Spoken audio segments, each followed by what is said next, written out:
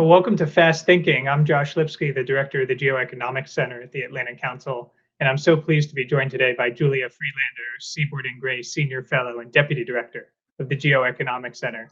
So, Julia, I want to jump right in. There's a lot of economic news going on in the world.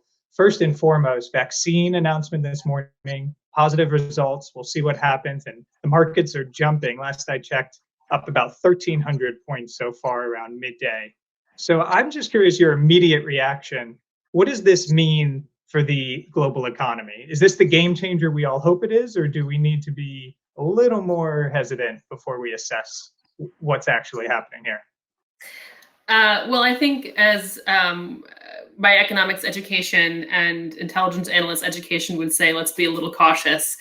None of this is bad news, right? Job recovery numbers are good news. The appearance of a V, or even if it actually is a K, is good news. Stock rebound usually means a good thing. But let's not get caught up in the very sort of immediate headlines of this stuff, right?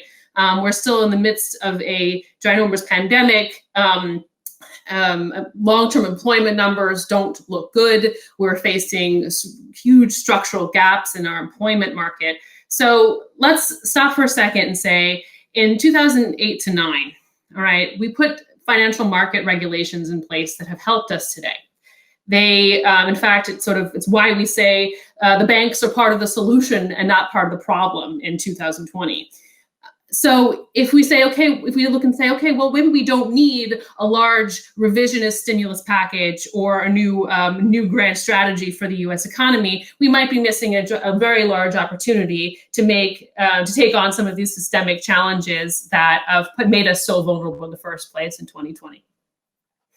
I fully agree with that. And the risk I see, as you said, this is great news. We want a vaccine. We're hoping for a vaccine. But if the takeaway from this and last week's jobs report, which was better than expected, is we don't need stimulus to get through this gap period, then that would be a tragic mistake. Because even if businesses can get through this dark winter, as President-elect Biden has called it, there are a lot of people who are unemployed. We're now looking at about 10 million people unemployed. And so if Congress can't just say the work here is done, because those people need help and support to get through this period. And so, as you say, we need to be balanced through this process. And I think, and I'm curious for your thoughts, we have to look at two phases of this. First is the short term. What does this lame duck session look like for Congress and President Trump? And then January post. What does Congress and President Biden need to do on the economy? In the short term, we'd like to see some kind of stimulus package. And even if it's scaled down, which is certainly what the Republican Senate is going to want, in the long term, the question is, can Biden advance his more ambitious economic agenda, the one he outlined in the campaign? And here we're talking about major infrastructure deal, green climate, public option on healthcare, childcare tax credits. A lot of that will probably be difficult if the Republican Senate holds, but it's not impossible. And I think that's what people need to keep in mind. There's been a lot of saying of nothing's going to happen in Washington. Personally, I don't think that's true, but I'm curious for your take. Yeah, I wouldn't say that nothing's going to happen. I mean, remember these, there was a possibility that there was going to be a Democratic Senate, as you said, which changes the calculus both of the incoming Biden team, but also many of the Republican senators who are going to maintain the majority and hold the bag in the end and be responsible for the economy and for their own constituencies. So I wouldn't write off that we actually do see something in the lame duck period. Perhaps it's even allows Republican leadership to give hats to the Biden team and then not be responsible for being held accountable for a larger spending package and have to say no to that right off the bat. So I don't know. I'm guessing, and maybe I'm being a little bit optimistic. But I think that there is some room to make some movement in the coming months. Okay, but there's the big word. We have to talk about your favorite word, debt. Because this is going to become the word of the world, both in Washington and all over. There's G20 extraordinary meeting this week, finance ministers meeting on debt relief.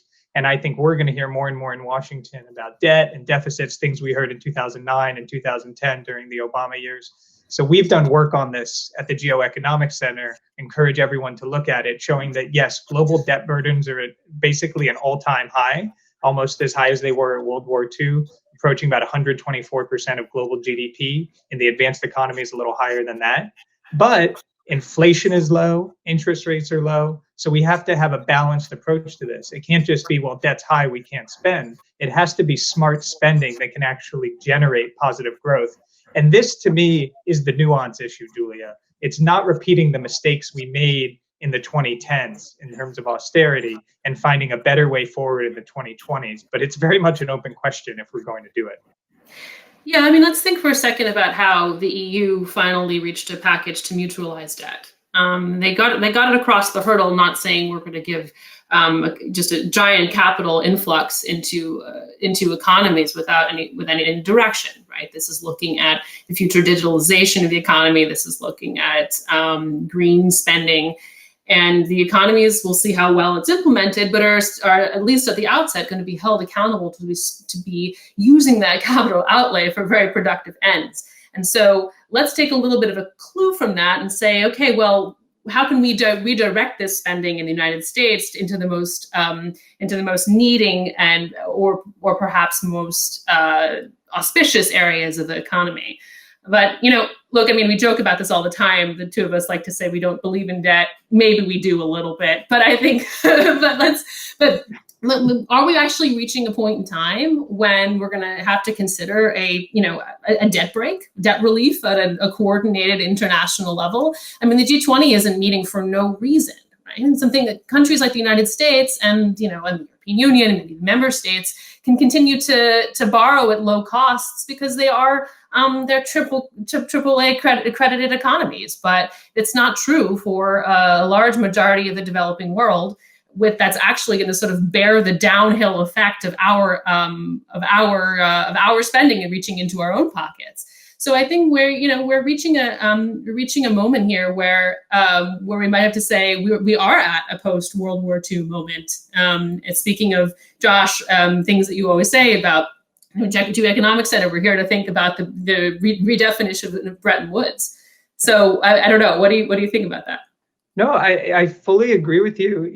I mean, I think that I like the IMF line, which is spend what you need, but keep the receipts. It doesn't mean that debt's not an issue. It doesn't mean it can't be a problem down the road, but it does mean don't let debt scare you from doing what you have to do in this period. And we only have to look back to a decade ago to think about what the global financial crisis triggered, the Eurozone crisis, and not just the economic impacts, but the geopolitical impacts we're still living with today. Refugee crisis, rise of populism. These things can last decades if they're not handled well at the outset. And that's the moment we're in right now. Can we handle this crisis well at the outset? I think the world did a fantastic job at the beginning on both fiscal and monetary spending, and the leaders deserve credit for that. But there's a natural fatigue at this point in the process, 7 to 8 months in, where you start saying, have we done enough? There's a rebound, as you say, and you can pull back. And that's really the scary point we're at right here at this moment. And, there's the international component that we look at, Julia, here at the center, which is how's the rest of the world doing, not just US and Europe. And there you need to look at China. They rebounded extraordinarily quickly from the crisis. Their exports are doing well. They're having success with trading partners like Vietnam, who have also got the virus under control. And so this also should generate action in the West, thinking we can't just sit on our laurels.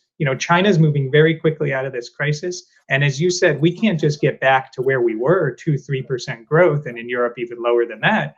We need to generate real growth like a post-World War II moment. And that might seem, impossible to many economists, given the nature of our economy, but we have to try. We have to think innovatively and creatively. This is the moment to do it. We can't let it pass us by. Yeah, and I'll say this maybe to close out our conversation for today. I think what the ultimate issue facing the U.S. economy is market-driven growth really a sustainable program for the United States, right? Or are we going to really have to think about a modified form of industrial policy and state role in creating new industries?